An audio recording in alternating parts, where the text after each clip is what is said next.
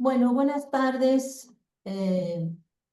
Primero que nada, pues agradecerles su presencia a los chicos que están aquí en el auditorio y Y también también a los que están en Zoom. agradecer su interés. Y ahora me oigo mucho. ¿Qué hago? Ok. Y bueno, agradecerles su presencia, su interés. Esta es la segunda sesión del seminario que organizamos en el posgrado de Antropología Física desde la línea de investigación Cuerpo y Poder, que se llama Antropología del Cuerpo y las Emociones, un desafío de la antropología física.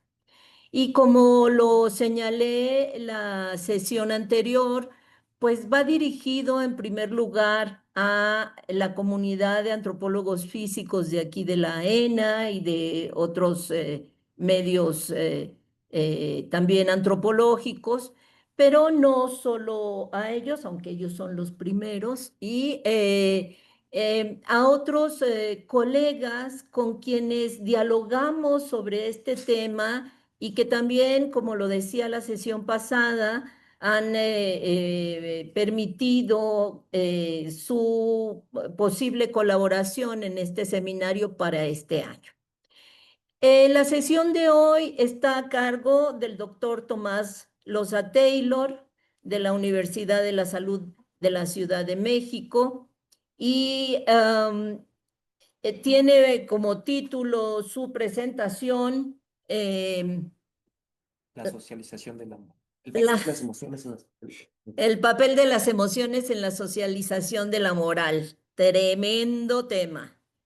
Y qué bueno que vinieron porque es un gran tema que el doctor Loza Taylor, con una formación muy, muy interesante, que es desde primero como médico cirujano, después como médico internista, y que ha hecho ese tránsito tan importante hacia la búsqueda de posibles respuestas que la biomedicina no le permite dar, y entonces se forma como antropólogo médico de maestría y posteriormente como antropólogo físico de doctorado, a partir de lo cual, como ya les podrá decir él, el tema que hoy nos convoca es un tema que ha problematizado desde su investigación realizada para su tesis doctoral en antropología física.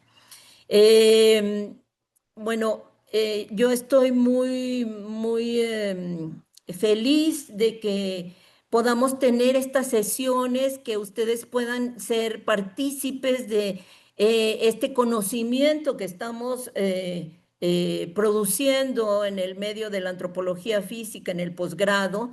Y estoy muy feliz también de que en esta ocasión esté el doctor Tomás Loza Taylor compartiéndonos esto que es muy importante y que espero que todos ustedes puedan también colaborar con participaciones, con preguntas hacia el final de su presentación.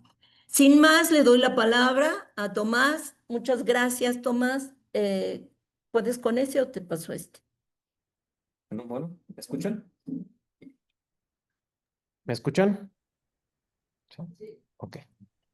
Bueno, Sí. pues muchas gracias por pues darme voz y pues vamos a comenzar sin más preámbulos. Bueno, pues lo que tengo preparado pues, hoy es parte de mi tesis doctoral, también con algunos cambios en algunas reflexiones y espero pues que les guste, ¿no? De todo, ¿no? Sí, por favor. Bueno, pues ante todo, pues, ¿por qué elegí estudiar el cuerpo y las emociones, ¿no? Este, pues ese es un tema muy interesante. Yo como médico, pues es lo que me interesaba antes que todo era eh, tratar de comprender los desequilibrios que existían en el cuerpo, ¿no? Y este desequilibrio pues era, no solamente se podía entender a nivel fisiológico, ¿no? A nivel bioquímico. Y me di cuenta que había otras formas de explicarlo, otras maneras de explicarlo, ¿no? Y me di a la tarea de encontrar en la antropología herramientas para poder explicar estos cambios y darme cuenta que el cuerpo pues puede ser analizado desde diversas perspectivas, ¿no? Y que tiene conexiones muy profundas con las dimensiones social, cultural, política y narrativa, ¿no? Y me di cuenta que existían diversas tradiciones filosóficas que lo abordaban, ¿no? De hecho, pues en esta primera diapositiva en donde yo muestro el por qué el cuerpo y las emociones, pues porque existía desde hace mucho tiempo una curiosidad por saber qué es el cuerpo, por qué de comprender eh, la forma en que se percibe y de comprender la manera en que se gesta el conocimiento. Entonces, diversas tradiciones filosóficas lo han abordado, ¿no? Obviamente, tenemos pues, las tradiciones pues, más antiguas que inclusive lo consideran como un obstáculo del conocimiento o lo veían como una simple materia en el mundo, ¿no? Esas tradiciones filosóficas pueden eh, ser reconocidas como de parte de la Grecia antigua, ¿no? Por así decirlo. Y después hay un giro, siempre han existido giros en la manera de abordar el cuerpo, ¿no? Se podía también entender como parte de la creación divina, inclusive pues es esta ruptura que existe entre cuerpo y alma, pues pues viene desde hace mucho tiempo por una tradición no solamente filosófica, sino por una tradición religiosa, ¿no? La que sí, ¿no? No, no, antes. No, antes. Eh, no, antes, la que ¿La anterior? y así nos vamos yendo con cada una de las tradiciones. La primera, por favor. Esa. Que pues, inclusive puede ser visto como un territorio cósmico, como un ente del pensamiento, como fuente del deseo, marcado por el lenguaje y el símbolo, como un noema, es decir, como un objeto para, que también es apreciado, donde como parte de la construcción del conocimiento y la construcción de la percepción, ¿no? Como un ritual, ¿no? Por ejemplo, en las comunidades africanas, ellos tienen muy marcada una noción que se llama Ubuntu, que es un ser en relación, ¿no? O sea, hay muchas formas de entenderlo, ¿no?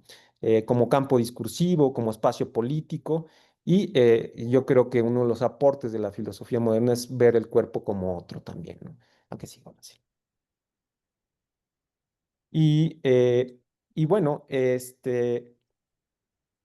bueno, pues, es importante situar al cuerpo como un eje, la importancia de situar al cuerpo como un eje de investigación significa que aquí pongo que eh, es reconocer que el conocimiento cotidiano tiene un valor, ¿no? Fundamental para construir una conciencia reflexiva sobre los significados y el sentido del mundo, ¿no? Y sobre todo porque es importante percibir el mundo desde una forma distinta, ¿sí? Eso es lo que me ha dado a mí el estudio sobre el cuerpo. Y con eso me refiero a que pues, no solamente pues, percibir con los sentidos, con los 6 sentidos, porque ya se descubrió un sexto sentido, pues, cuyo trabajo es un premio Nobel en 2018, los 6 sentidos tradicionales, ¿no? Sino que se percibe con otras formas esenciales, con otras dimensiones. Yo me refiero a la forma de percibir de forma espiritual, religiosa, ¿sí? Inclusive con los códigos culturales, ¿sale? Entonces, esas son formas o de ampliar la percepción o de constreñirla, ¿sí? Entonces, a eso me refiero con percibir, a esta posibilidad de amplificar o de constreñir la percepción. Y que todo el mundo la tenemos, ¿no? Al estar situados dentro de una cultura dentro de un cuerpo pues normatizado, donde existen múltiples procesos, tanto biológicos, pero también culturales. ¿Sí? Y bueno, ¿por qué las emociones y por qué hago hincapié en esto? Pues porque son, para empezar, sumamente importantes, que son procesos no solamente biológicos, sino rituales complejos, y que pueden ser, son un código que nos permite eh, comunicarnos con nosotros mismos, pero también comunicarnos con nosotros, ¿sí? ¿De acuerdo? Y aquí voy a poner esto. No hay- y también es una forma en la que nosotros podemos eh, dignificar al mundo o categorizar al mundo. Las emociones, pues pueden realizar esa categorización de lo que vemos, de lo que pensamos. Ya no existe una lógica sin emociones, no existe una moral sin emociones, no existe pues una persona sin emociones. Cuando existen algún tipo de alteración emocional, pues entonces existe realmente un desequilibrio que es sumamente interesante comprenderlos y estudiarlos, ¿no? Sí. Y bueno, pues ya dijeron un poco de pues, mi semblanza. Yo solamente quiero pues profundizar un poco, porque creo que el papel del investigador tiene mucho que ver con su trayectoria. La voz que emana pues de mí en este momento, mi subjetividad, mi trayectoria personal, mis emociones tienen una importancia en la forma en la que escribo, en la manera en que construyo la investigación. Y pues no soy el único que lo piensa, ¿no? Yo creo que los antropólogos han puesto la antropología en un inicio del interaccionismo simbólico ha puesto un papel preponderante en la subjetividad del antropólogo y en la construcción del conocimiento del antropólogo, ¿no? Entonces, este doble rol que yo tengo como médico y antropólogo y me ha permitido acercarme a espacios donde pues difícilmente un antropólogo se podría acercar. Es este contacto con la intimidad de las personas, el contacto con la voz de las personas, el contacto pues, con el sufrimiento de las personas, a final de cuentas, ¿no? Entonces tengo una trayectoria de atención de más de 20 años en instituciones hospitalarias públicas y también, bueno, pues he participado en diversos proyectos en la UNAM, aquí en la ENA ahorita estamos realizando un proyecto muy interesante sobre cuidadores de personas con enfermedad de Alzheimer, en donde pretendemos realizar una investigación etnográfica, ¿no?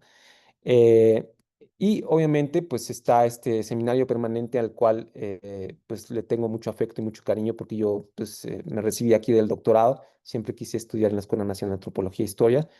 Se me hace un espacio sumamente interesante en donde se pueden reflexionar muchas cosas, ¿no? Un conocimiento y grandes profesores.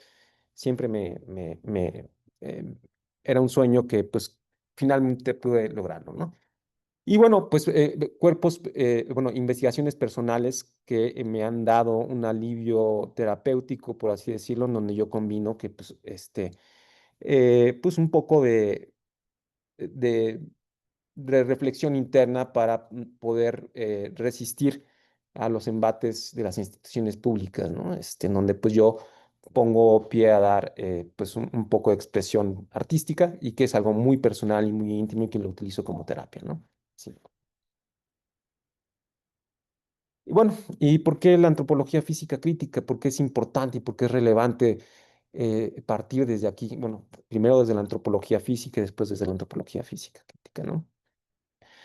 Bueno, para empezar, la antropología física pues estudia el cuerpo, eso es algo que yo siempre eh, he intentado perseguir y construir, ¿no?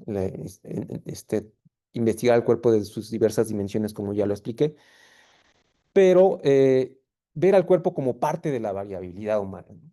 Que eso es un aporte pues vital de la antropología física a, al campo, a los campos disciplinarios, ¿no? Eso es el aporte más importante tal vez de la antropología física. Y bueno, ¿y por qué la antropología física crítica? Porque nosotros no vemos al cuerpo solamente desde una ente biológica, sino lo vemos como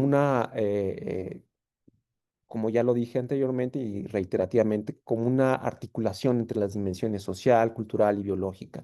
Lo vemos como un campo de percepción, ¿sí?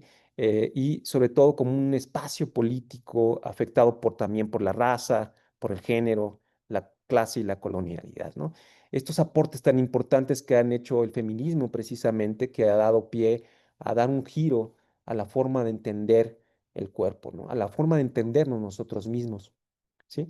Y yo creo que un aporte también que sigo insistiendo es el aporte de algunos tradiciones filosóficas, sobre todo uno, que ahorita vamos a profundizar en él, que es el ver al cuerpo como territorio del otro, ¿sí? En donde nosotros nos podemos reflejar en el cuerpo de los demás, ¿sale? Y vernos ahí es una parte, es un reflejo, es un espejo en donde nos permite, a final de cuentas, encontrarnos a nosotros mismos, tal como lo habían dicho las primeras tradiciones filosóficas, ¿no? Pero esta inversión, este giro epistémico, se da de forma reciente, no es algo que lleve mucho tiempo. Sigue, por favor. Y bueno, ¿qué propuestas tengo para ofrecer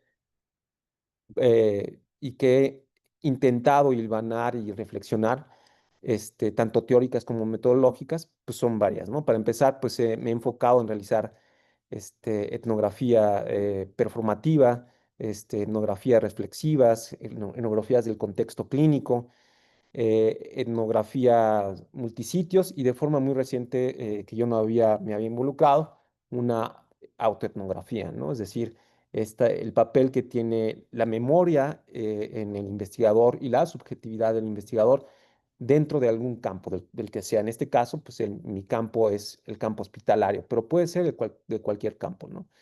Existen muchas investigaciones sumamente importantes que rescatan la voz del investigador y la subjetividad del investigador, que yo creo que eso es importantísimo para construir el conocimiento desde una forma situada, desde una forma ética, ¿no? Y dar importancia a la subjetividad del investigador y a lo que él considera que puede ser tener una emoción sumamente o emociones diversas, es importante, ¿sí? Porque va a construir nuestra mirada moral y nuestra mirada ética. Y bueno, también he dado mucha importancia a la construcción de narrativas, a la ficción, a, a la voz de las personas, a la autobiografía y a la metáfora, al empleo de metáforas, como bien lo dice Susan Sontag, que las metáforas son instrumentos sociales que se depositan en nosotros y que cambian nuestra forma también de reflexionar, de percibir, ¿sí? Y bueno, también he ahondado en la polifonía o en la narrativa, ¿sí? En las múltiples voces que tenemos nosotros, ¿sí? Que es una teoría, es parte de la teoría literaria, no es algo que yo esté inventando.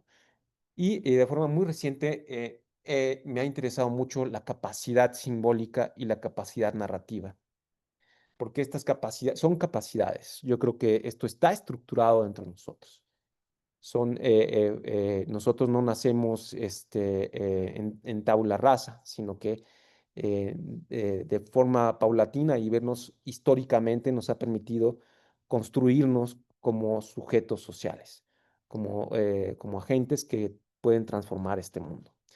Y de forma metodológica, pues he aportado realizado algunos aportes, perdón, sobre todo para la interpretación textual, ¿sí? En donde participé con un grupo de investigación para realizar análisis cualitativo y sobre todo interpretativo, en donde pues, se propone que el antropólogo debe ir con un andamio, es decir, con una estructura teórica y metodológica sumamente bien estructurada, por así decirlo, pero también tiene la posibilidad de verse no solamente no tan cerrado, sino ser más flexible, de tal forma que algunas preguntas pueden irrumpir en el seno de la investigación e inclusive transformar la pregunta primaria, que es lo que les voy a presentar ahorita, ¿sí?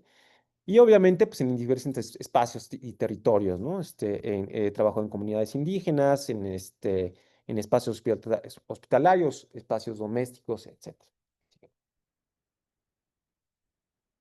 Eh, las propuestas teóricas que yo propongo son ver una parte de sobre todo un aporte que considero importante es lo que acabo de trabajar recientemente y enviar a revista es la propuesta de algoritmos simbólicos, que son estructuras dinámicas que combinan pues, tanto elementos perceptivos y explicativos para dar forma a la experiencia en la enfermedad, ¿sí? Y esto es porque pues, como tenemos distintas emociones y distintas lógicas, tenemos una posibilidad infinita de interpretar y sobre todo de interpretar las experiencias de la enfermedad. Las tramas de interacción, que también de alguna forma las entiendo como una multiplicidad de sentidos y sentires y percepciones que se generan dentro de las interacciones sociales, ¿sí? Y que condicionan las experiencias de vida, ¿sí? También he propuesto algo que se llama gramática corporal, que son normas de lenguaje que cumplen la función de expresión y producción de sentido en la experiencia. Y de forma también muy reciente, lo que me dediqué a 4 años a hacer una propuesta pues seria sobre la transformación del cuerpo, ver al cuerpo sí como el campo perceptivo, pero que está en constante transformación y que lo denominé cuerpo liminal. El cuerpo silenciado, que es lo que ustedes, fue un texto que envié, que es pues el modelaje del cuerpo, el cuerpo constreñido por los discursos o los discursos de las líneas de ficción normativas, ¿no? Y que tienden a silenciarnos, ¿sí?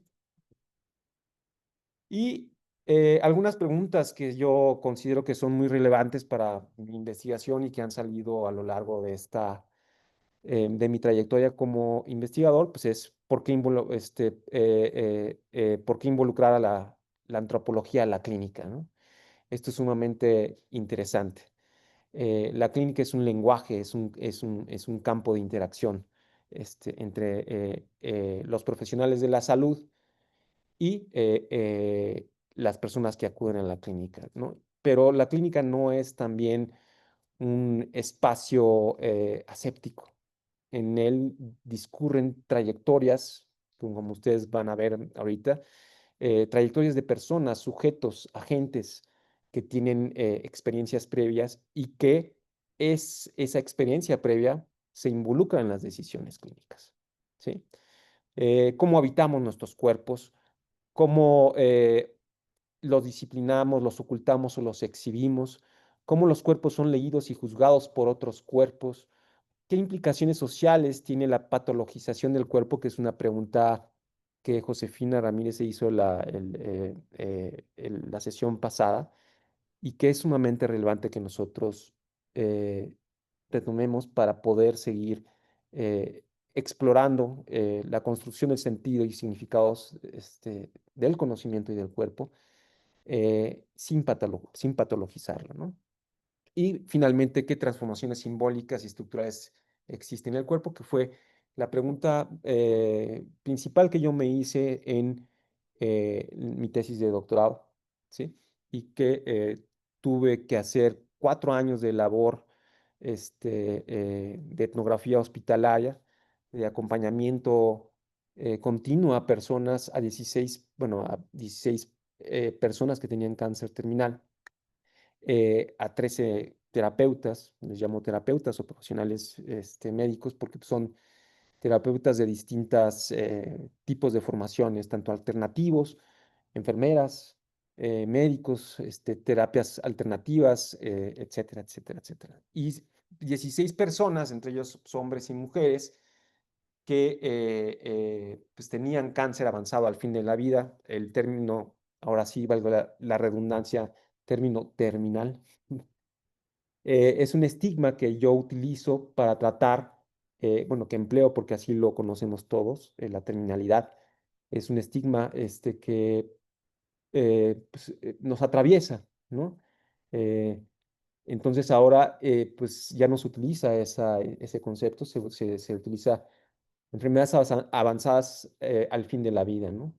Y me di a la tarea de hacer esta etnografía sumamente pues difícil, con una inversión socioafectiva pues muy potente porque pues cambió ahora sí que todo en mí, ¿no? Y después de ahí tuvo a bien venir la pandemia. Yo estaba haciendo la tesis de doctorado cuando la pandemia discurrió, pero yo creo que eso fue una preparación para mí, fue algo pues, que me ayudó.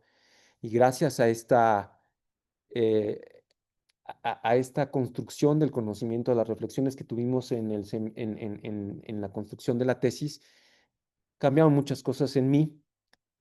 Para empezar, ver al hospital como un contexto significante, que creo que eso es algo muy relevante, en la atención de las personas que yo tenía, en escucharlas, ¿no? En prestarles atención a su voz. Yo no les voy a dar voz porque pues, esa voz pues, ya existe, y ese es un principio ético que tenemos que retomar, ¿no? Esa voz ya existe, esa voz ya está ahí, sino que esa voz quiere llegar a nosotros de una forma y nosotros tenemos que tratar de comprender y cómo llega a nosotros, ¿no? Y por qué está llegando a nosotros. Entonces, este estudio, esta investigación me permitió articular una propuesta teórico-metodológica que le llamé cuerpo liminal, en donde pues retomo pues obviamente a diversos antropólogos, entre ellos a Víctor Turner, que utiliza el término de liminalidad y que yo me di cuenta de que cada vez que llegaba una persona al hospital, había una suerte de ritual desde el ingreso a urgencias hasta cuando nosotros estábamos atendiendo a las personas, en donde se despojaban de su ropa, que estaban completamente desnudos, se les ponía una bata y transitaban por varios espacios hospitalarios, que nosotros le llamamos servicios hospitalarios, y eran atravesados por varias líneas discursivas, ¿no? En donde estas líneas discursivas eh, podrían constriñir, ahora sí, o también ampliar la percepción de las personas, ¿no? Pero más que todo, pues, sí creo que la línea discursiva de los médicos pues, es muy tajante, es muy constrictiva y más que todo, pues a veces, no, gracias a estas líneas de ficción, los médicos no llegan a escuchar de forma adecuada a las personas, ¿no? Entonces, yo retomo esta parte del cuerpo liminal precisamente porque las personas entraban en este tránsito, en este estar o no estar, estaban divididos entre lo uno y lo otro, ¿no? Entre ser o no ser, entre estar vivo o estar muerto, ¿sí? O entre estar, ser despojados de repente sin sus familiares se adentraban en una experiencia eh, pues sumamente conflictiva para ellos, ¿no?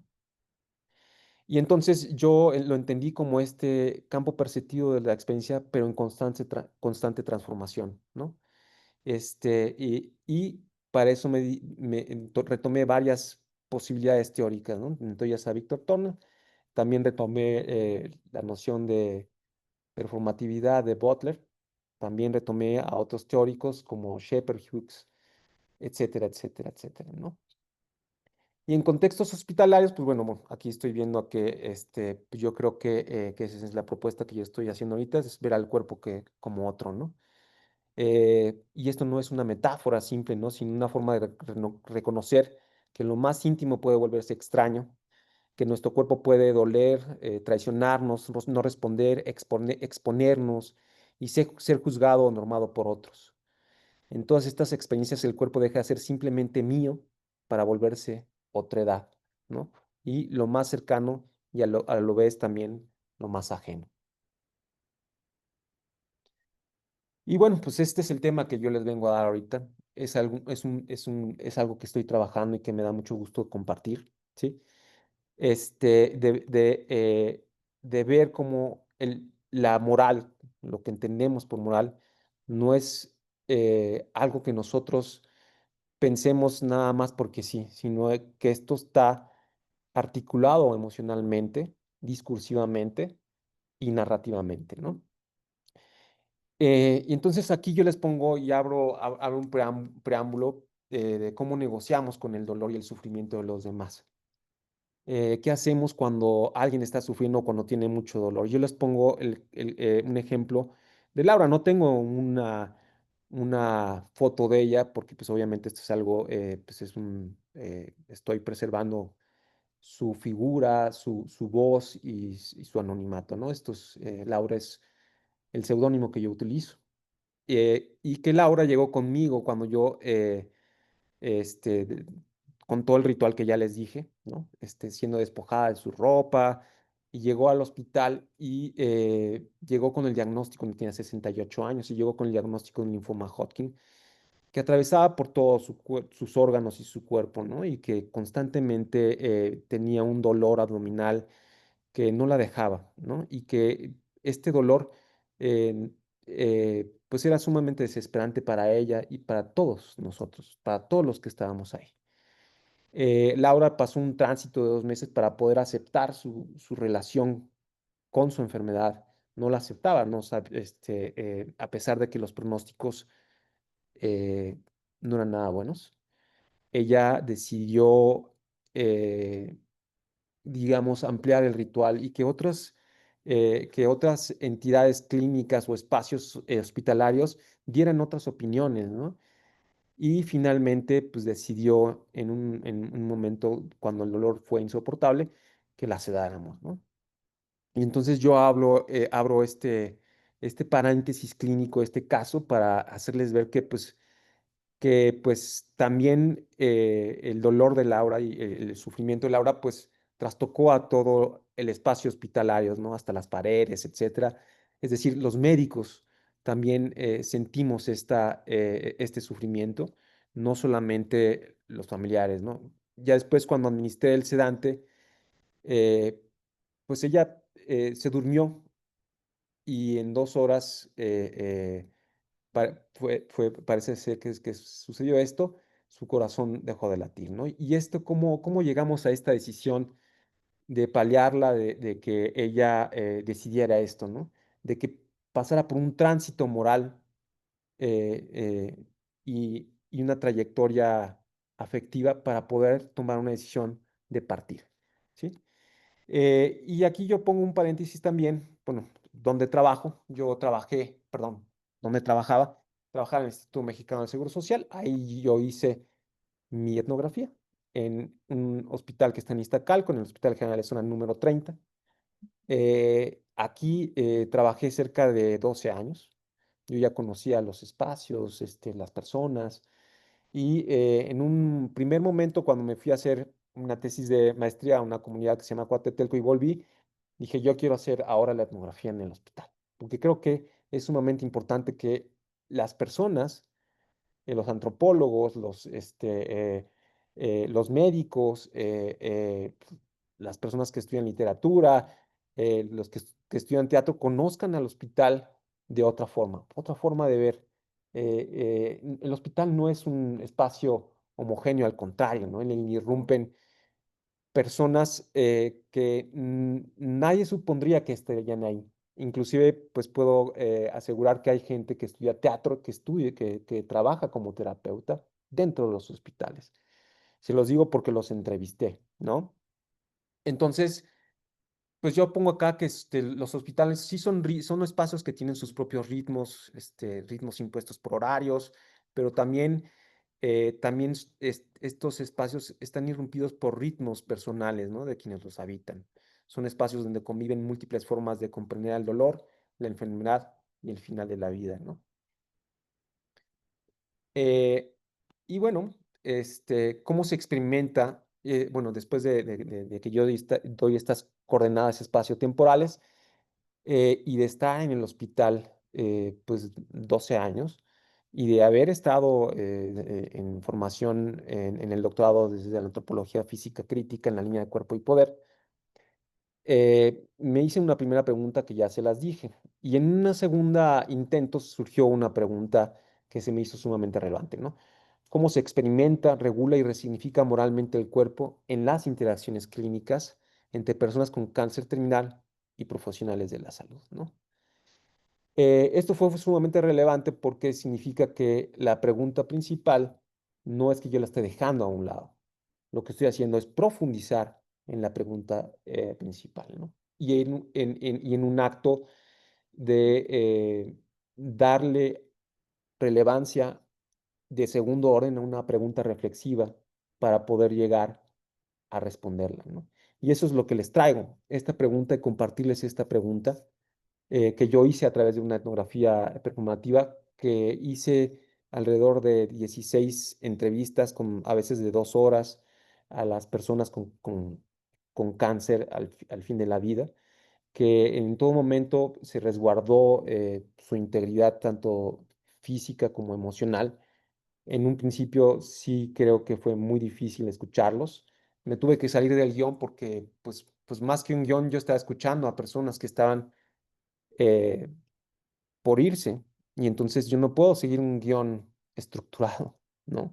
Entonces lo que le di fue darles la voz a ellos y que hablaran de lo que quisieran hablar, porque era lo más importante y porque en principio el cuidado, o sea, el cuidado de las personas, que es un paradigma ahora nueva de atención, lo primero que hace es escuchar. Entonces, creo que esto deja una impronta ética en mi trabajo y creo que sería un aporte también sumamente importante para la antropología de qué tanto tenemos que ir con el guión y de qué tanto tenemos que escuchar lo que las personas quieren decir, ¿vale? Y obviamente yo pongo esta parte de la mirada in situ porque pues esto me permitió hacer una observación participante en donde pues yo estaba dentro como médico. Yo atendía a las personas.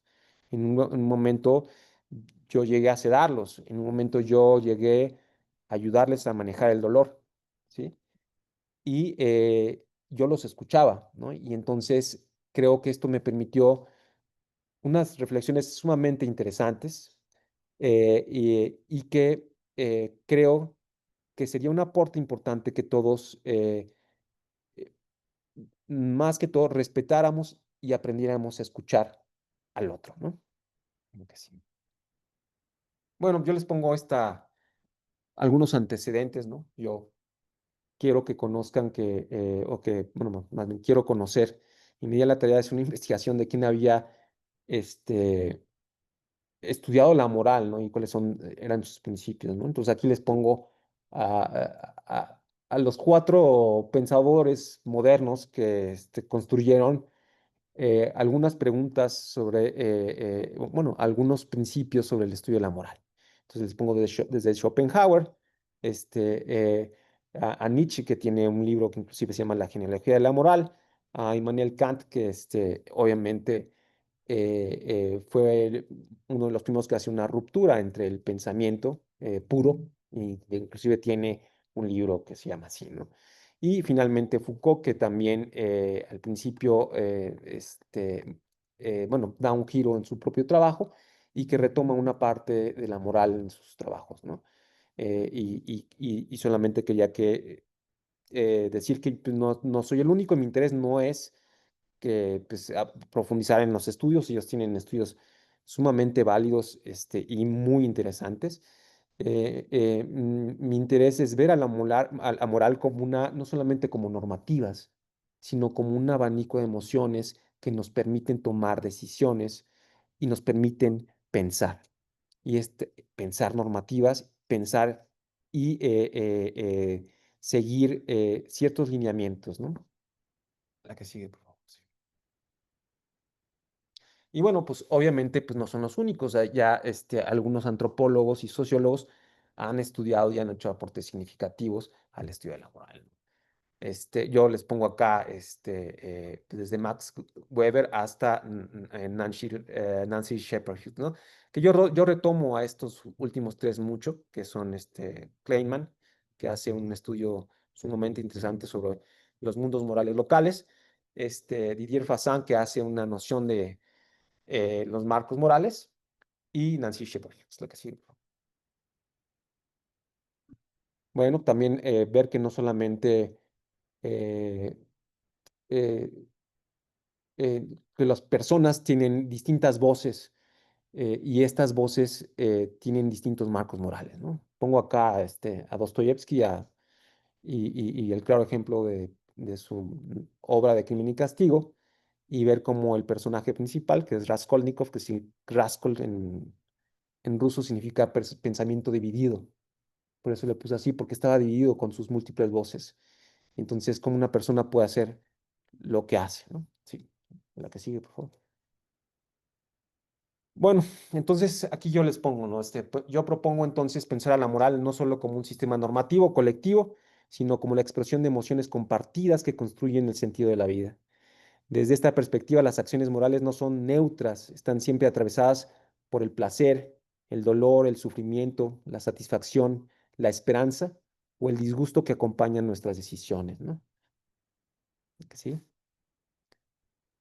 Y bueno, pues, ¿qué es lo que yo me gustaría hacer y compartirles? Hacer una, un enfoque interpretativo desde diversas miradas. Uno obviamente ontológico, que sitúa al sufrimiento como resultado de las fuerzas sociales, ¿sí? Que es la propuesta que hacen varios antropólogos, que es una propuesta inclusive también de Arthur Kleinman, o inclusive hay un antropólogo que se llama Benadas, que hace un trabajo muy interesante.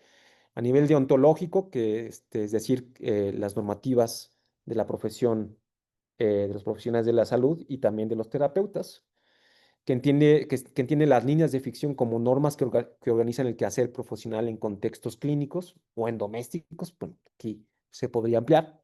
El moral, que considera el papel de las emociones en la interiorización de los valores y normas colectivas y en las interacciones sociales, y el ético, ¿no? Que es sumamente interesante, que parte de ver al otro como, como nosotros, como la mismidad, ¿no? ¿Y por qué esto? Porque las personas que están en los hospitales, pues nunca mueren solas, siempre hay alguien que las acompaña y siempre hay alguien que está decidiendo en qué momento puede administrar una dosis o un familiar, ¿no? Siempre morimos acompañados, ¿no? Sí. Y bueno, pues obviamente me gustaría hablarles de este gran pensador y filósofo que es Immanuel Levinas, que yo retomo parte de su pensamiento, que es un gran aporte al conocimiento, un gran aporte, porque pues, es el primero que coloca a la ética antes que la filosofía, al otro antes que nosotros mismos, ¿no? Esta responsabilidad que tenemos ante la otra persona. ¿Sí? ¿Qué sigue? Y bueno, lo que les propongo es ver entonces al hospital como una gramática del sufrimiento, es decir, con estas fuerzas históricas que están constriñendo, que están o restringiendo la vida a la persona o la muerte, o la están amplificando, ¿no? Eh, Porque no solamente se trata del dolor físico, ¿no? Sino también de la gestión social y simbólica, ¿no? Es decir, la obediencia, la paciencia, la austeridad, la conformidad se convierten en valores que regulan la experiencia corporal de las personas con cáncer avanzado al fin de la vida, ¿no? Y al mismo tiempo los cuerpos del personal de salud también son regulados, ¿no? Se deben mostrar firmes, se ven eficientes, impermeables, ¿no? No debemos llorar cuando estamos haciendo una paliación, ¿no? No debemos demostrar nuestras emociones, nos ponemos una máscara para transformarnos, ¿no? Cuando realmente es sumamente, es una lanza afectiva lo que nos sucede, ¿no? Y bueno, el sufrimiento compartido se administra con distancia y a veces con humor, ¿no? Por parte de los médicos, no porque nos deshumanice, eso es algo que no es muy cierto, sino porque nos duele y es otra forma de resistir, ¿sí? Ok. Y bueno, pues ya, yo ya hablé de las coordenadas, estas coordenadas que hice durante 4 años, pero creo que metodológicamente aquí y que compartí con Elisa hace un poco esto en una plática filosófica que tuvimos, que es una amiga que está aquí conmigo, es de ver quién me está hablando, ¿no?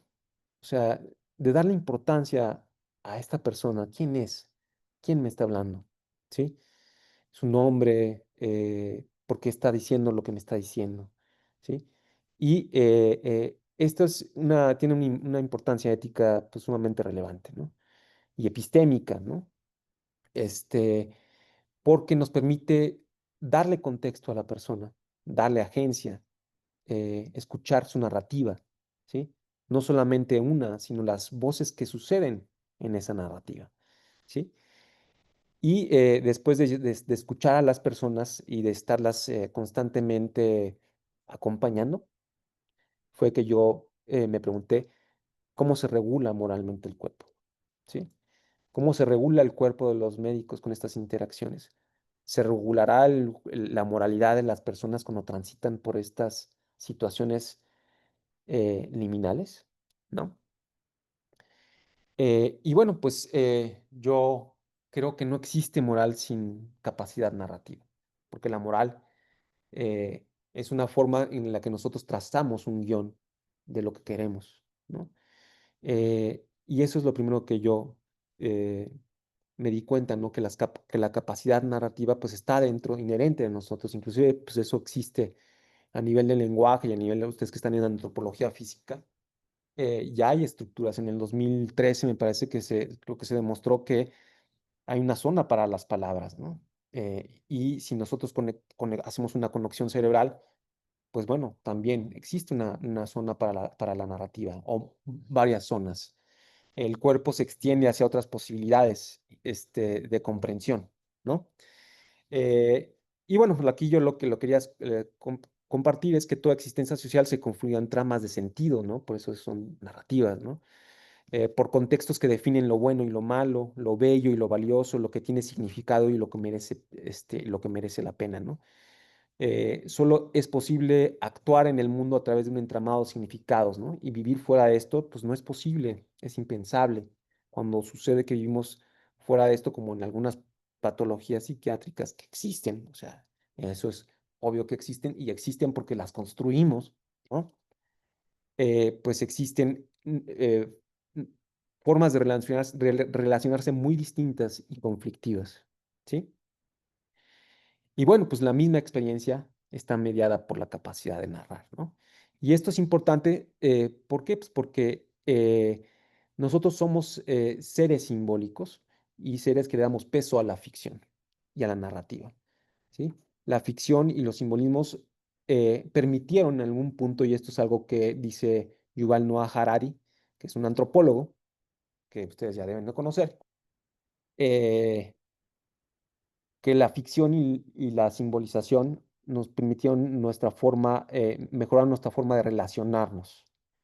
O sea, el ser humano se relaciona, tiene capacidad para entablar relaciones, tal vez hay un número determinado, no conozco unos 100, 200 personas, pero somos el único animal que lo puede hacer. Tal vez los homínidos, o algunos homínidos menos, ¿no? Ustedes saben más de eso que yo. Este, o algunos animales lo hacen también, pero en menor medida. Nosotros somos el único ser capaz de juntar a 100,000 personas y ver un partido de fútbol, por ejemplo, ¿no? Y eso es lo que hace el simbolismo. Las ficciones y los relatos son parte de su simbolismo, ¿sí? Y bueno, y ver a las emociones como rituales organizados, ¿sí? ¿De acuerdo? Es decir, la forma en la que se encarna la moral es a través de las emociones. La forma en la que se socializa la moral es a través de las emociones. Y entonces aquí yo propongo ver a la moral como un régimen de inteligibilidad, un conjunto de guiones que orientan nuestras decisiones, actos y omisiones, ¿no? Y entonces aquí yo les pongo el caso de esta Laura que ya estoy hablé hace rato cuando yo fue la primera vez que hice una sedación paliativa, que me ayudó una gran amiga. Y entonces, porque yo tuve que aprender, ¿no? Esto no lo hice yo solo, ¿no? Yo no soy alguien que tiene que aprende de la nada, ¿no? Pero también Laura estuvo en el hospital, pero tuvo varias opciones, ¿no? Por ejemplo, aquí yo las pongo que en el fin de semana, pues Laura tenía un pronóstico reservado, yo trabajaba en los fines de semana y se les daba más bien un pronóstico pues más, digamos, por así decirlo, no tan bueno, ¿no? Pero en otros horarios, por ejemplo, los médicos tenían otras opciones. San Antonio, por eso le puse así su nombre, San Antonio, pues porque era cura, era intensivista y además era médico, ¿no? Entonces él hacía pues, pues, un acto ritual con el agua bendita, la pasaba, entonces tenía otra opción, una cura espiritual, ¿no? Otros le daban una esperanza discursiva, ¿no? A través de moléculas les hablaban, y decían, no, pues ya salió el último medicamento, pues te vas a salvar, ¿no? Y obviamente en la noche pues llegaba eh, s- eh, eh, obviamente la precariedad laboral, pues en la que estamos sometidos y obviamente las instituciones, se quedaba sin médicos, ¿no? Y entonces ahora sí, pues estaban solamente las personas que estaban ahí, ¿no? No sin antes también que en alguna ocasión un médico pues pasaba con una maquinita este, para, para ver si tenía alguna alteración en el chi. Y entonces, claro que pues eso era una opción también terapéutica, ¿no? Y bueno, aquí yo lo que pongo que así la enfermedad no solamente es un evento biológico, sino un proceso profundamente simbólico donde entran en juego líneas de ficción, sociales, médicas y afectivas, ¿sí? ¿De acuerdo? Cada decisión clínica está ritualizada dentro de estos relatos, ¿no? Lo que me compartieron las personas y lo que yo vi, ¿sí? Cada intervención configura el cuerpo como un territorio moldeable, sujeto a interpretación y a la normatividad. ¿Sí? Acá sí. Y bueno, y ver al cuerpo como territorio de otro, ¿no? Y en esto es importante porque en estos procesos, pues la vida, la salud y la muerte y la enfermedad no son categorías clínicas, ¿no? Son acontecimientos humanos donde lo vulnerable se vuelve visible y la diferencia se manifiesta como obstáculo y como posibilidad también. En estos intersticios se despliega el campo del reconocimiento, no una identificación que reduce, sino una apertura que moviliza nuestra atención, ¿no? Y entonces en estos espacios la moral actúa como una lente selectiva, organiza lo que se puede organizar y hace frente al sufrimiento del otro. Se encarna en gestos, en decisiones, opera como una gramática vivida que permite o impide ver al otro como sujeto, ¿sí? O como persona. Y bueno, pues yo le retomo esto de Levinas, porque precisamente pues, es el que pone el punto en este punto a discusión, ¿no? Eh, Cuando estamos con alguien que está en este proceso de vida o muerte, pues él de alguna forma se está acercando a nosotros y nosotros nos estamos acercando a él, ¿no? Y lo más relevante es cómo nos busca esta persona, por qué nos está buscando, ¿sí? Y desde ahí que se pregunta que la antropología física crítica prolongue este gesto ético, ¿no? Que tengamos esta noción ética, ¿no? Para hacernos ver que no solamente hay un solo rostro, es decir, un solo cuerpo, una sola identidad, ¿sí?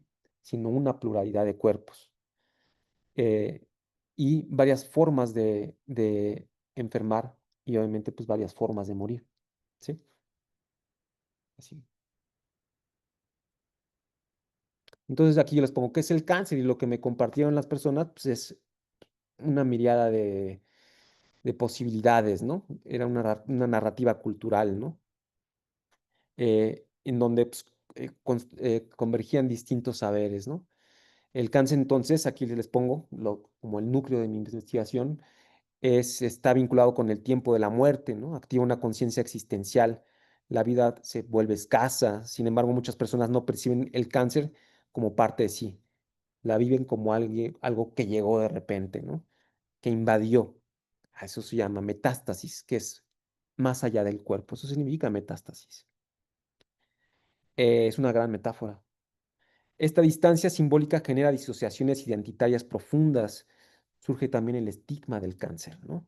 Como marca, como amenaza, como sombra de contagio o como decadencia, ¿no? Y también es visto como un preámbulo de la muerte.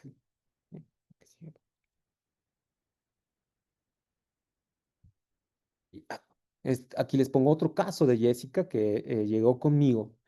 Eh, eh, Jessica tenía un cáncer de colon con metástasis a varias partes del cuerpo, ¿no? Aquí yo les puse esto para recordar las metástasis que tenía en hígado, y que en algún momento, cuando llegamos a darle la noticia primero a los familiares y queríamos abordarlo a ella, yo no, bueno, yo nunca fui el médico, no fui el médico en un primer momento, hasta un segundo momento.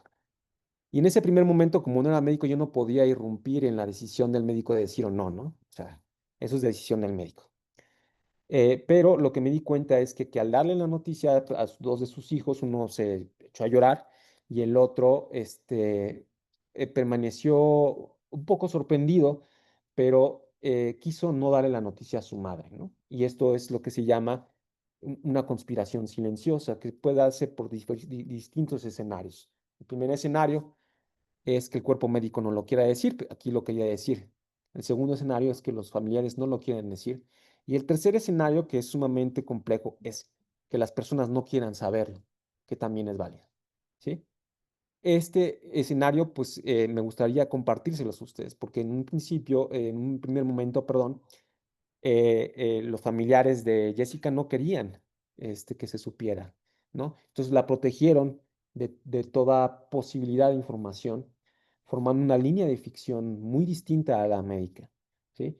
En donde le daban una esperanza, obviamente su hijo que se llamaba Lalo, que es un seudónimo que yo utilizo.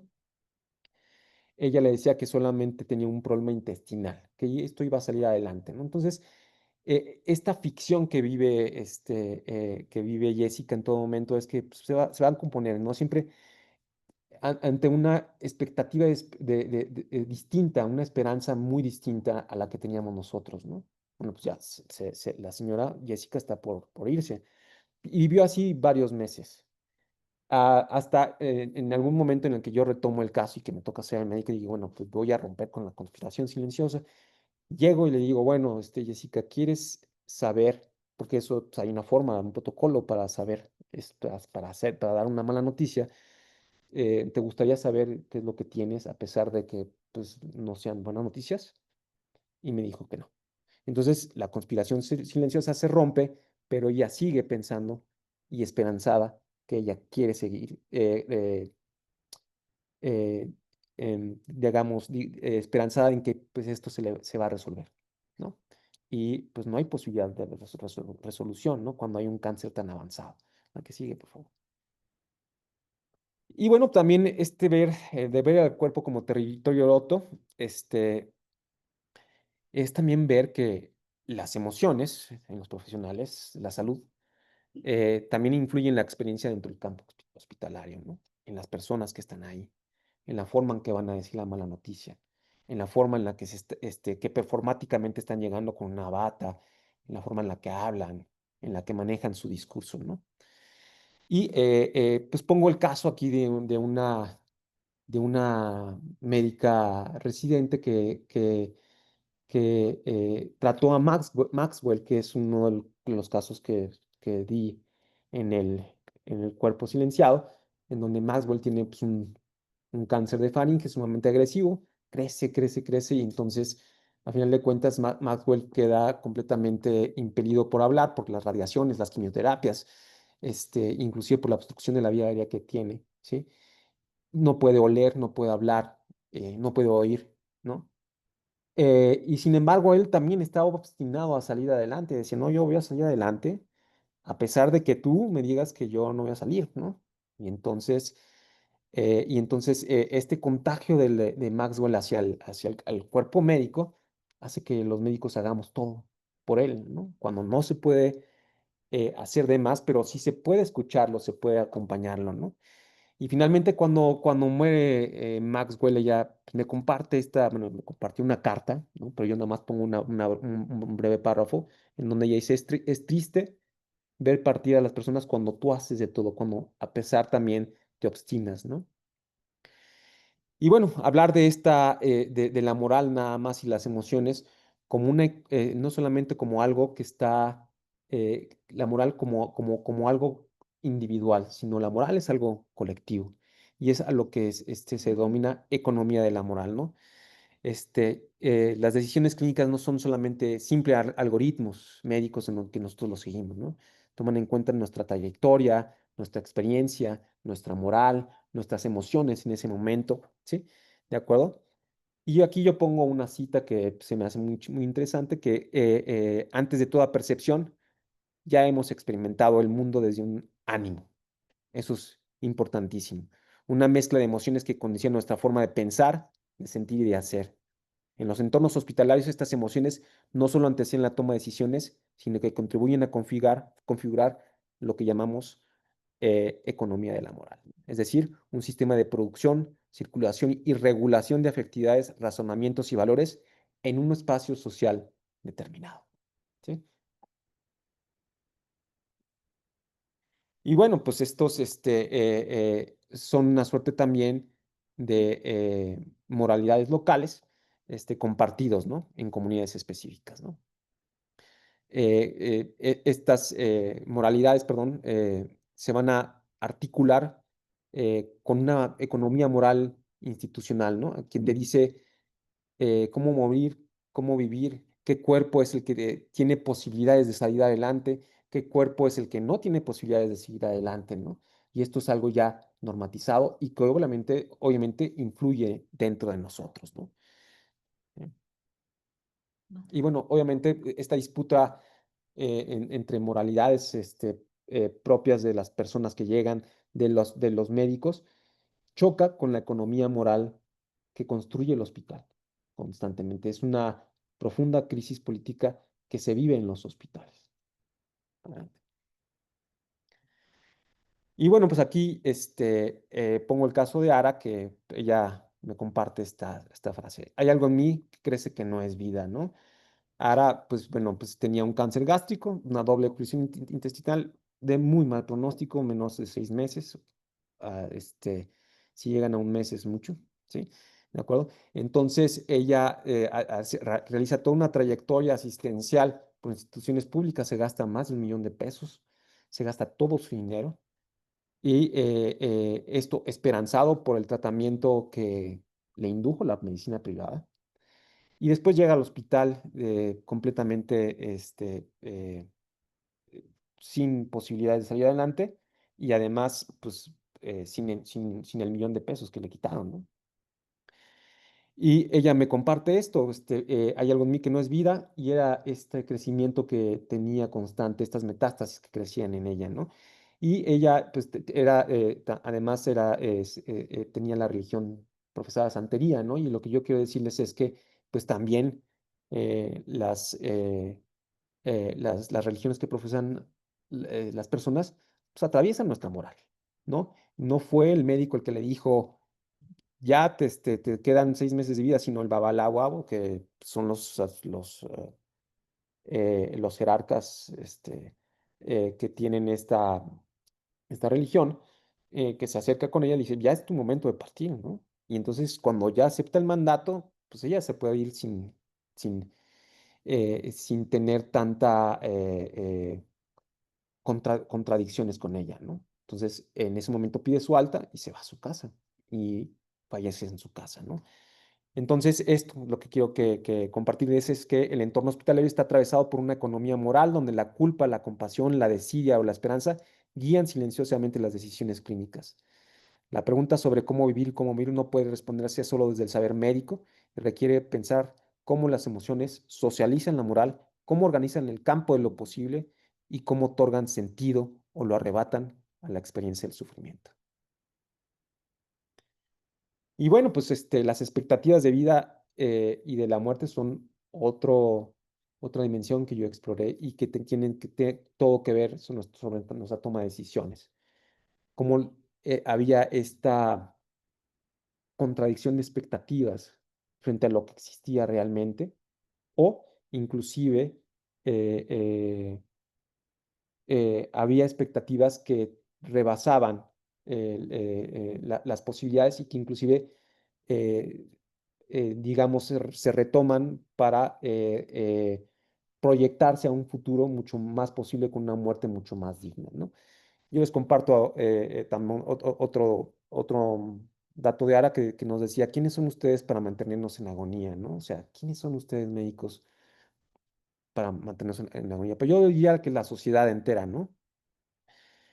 Y bueno, pues ver que la muerte, pues no solamente es un acto biológico, ¿no? Es un acto profundamente social, un pacto entre cuerpos, es un horizonte simbólico que nunca es vacío, que está llena de tramas, de relatos, de narrativas, en contextos que están marcados por el catolicismo, pues también que es Dios el que dispone de la vida, pero también aparece como una entidad oscura, una presencia maligna, algo que se debe evitar a toda costa, ¿no? Y pues no hay que pelearnos con la muerte. Sí. Y obviamente la muerte desde una mirada ética es la posibilidad de habitar en la memoria de los otros.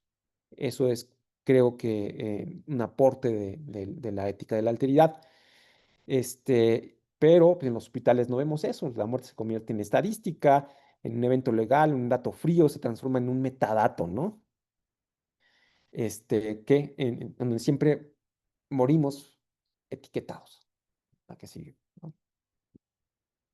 Bueno, y finalmente voy a cerrar esto porque creo que es el caso más bonito que tuve, 5 minutos me va a tomar, que es el caso de Jenny, que yo conocí cuando ella tenía 26 años. Ella tuvo linfoma a los 11 años y a partir de ahí llegó una larga trayectoria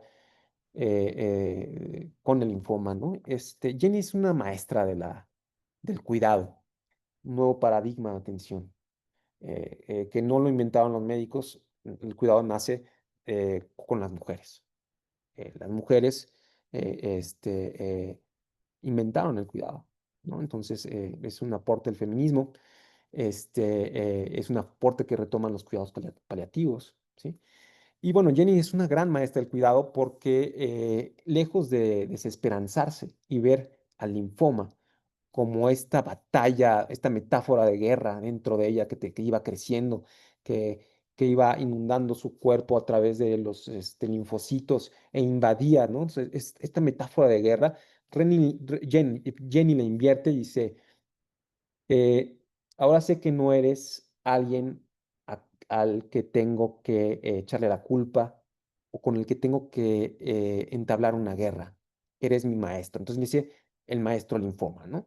Y escribe una carta y dice, eres mi maestro linfoma. Entonces, por eso digo que Jenny es una maestra del cuidado, ¿no? Entonces, Jenny toma esperanza no de solamente cómo morir, sino cómo vivir en los últimos años de vida. Ya después de que les habían dicho que iba a fallecer durante los últimos, que le quedaban 6 meses, dice, pues no importa, yo no quiero que me hagan nada. Sus familiares no querían, querían que seguían haciéndole el tratamiento y ella dice, no, no, yo ya no quiero nada. Y ya recibí trasplante, ya me dieron, estuve 11 años en el hospital, o sea, por favor, ¿no? Y después de que le dan temporalidad de 6 meses, ella vive otros 8 años, tuvo un novio, se fue a viajar, pero lo que quiero que vean aquí es que abraza la esperanza, ¿no? Es decir, abraza otra posibilidad, ¿sí? Otra posibilidad emocional, afectiva, ¿no? Y yo la pongo aquí como un campo de posibilidades concreto, ¿sí? Porque no se espera pasivamente, sino que se elige el momento para actuar, para resistir y para reconfigurar la existencia. Estos son los cuadros de Jenny, ¿no? Que sigue, por favor. que ella hizo arteterapia para poder resistir los embates de la enfermedad. A pesar de que su familia estaba en contra de que no tomara el tratamiento, ella siguió y persistió y todo eso. Sigue, por favor. Y bueno, voy a finalizar en la esperanza y el cuidado, ¿sí? Y con esta pregunta que ya les hice, ¿cómo nos busca el otro? ¿No? Es una pregunta que tenemos que analizar, que yo no la hice, la hace Levinas, ¿no? ¿Cómo nos buscan las personas? Porque en la forma en que nos buscan, nosotros vamos a responder cómo llegar a ellos, cómo escucharlos, cómo reconocer su identidad, ¿no? Y creo que se debe repensar el cuidado como una forma de estructurar no solamente eh, eh, a los hospitales y la atención, sino cómo reestructurar el mundo, ¿sí? Entonces, eso lo podemos encontrar en el feminismo y en el manifiesto del cuidado, ¿no? Que salió en 2020, si quieren se los comparto, ¿no? Son varios filósofos que lo están proponiendo, ¿sí? ¿Sí? Y bueno, finalmente yo también integré estas muertes en el hospital, cada una con su ritual distintivo. La que sigue, por favor, para terminar. Y bueno, pues yo llego a estas conclusiones, ¿no?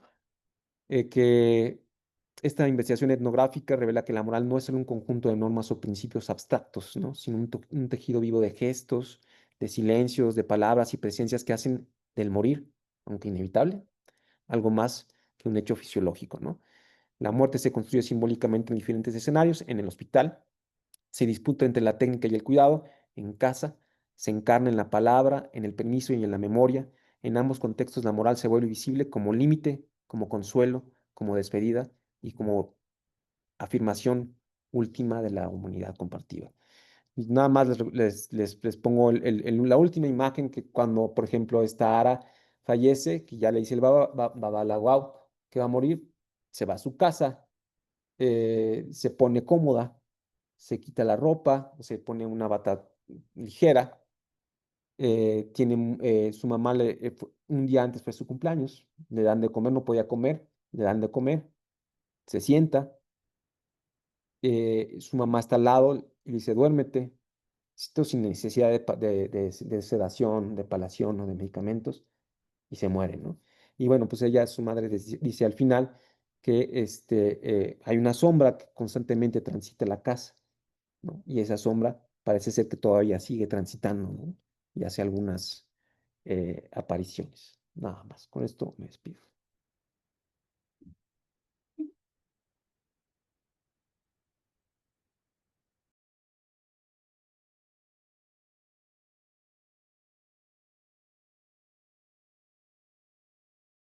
Em, Interesantísima participación que seguramente a todos nos toca de alguna manera porque siempre hay alguien cercano con estas problemáticas, pero mucho más interesante por toda esta capacidad reflexiva y de teorización que nos ha compartido Tomás a partir de su trabajo como médico y como antropólogo.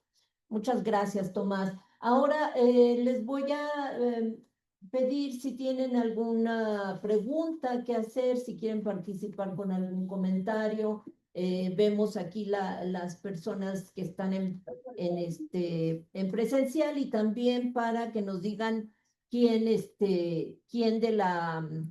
del Zoom quiere participar. Por favor.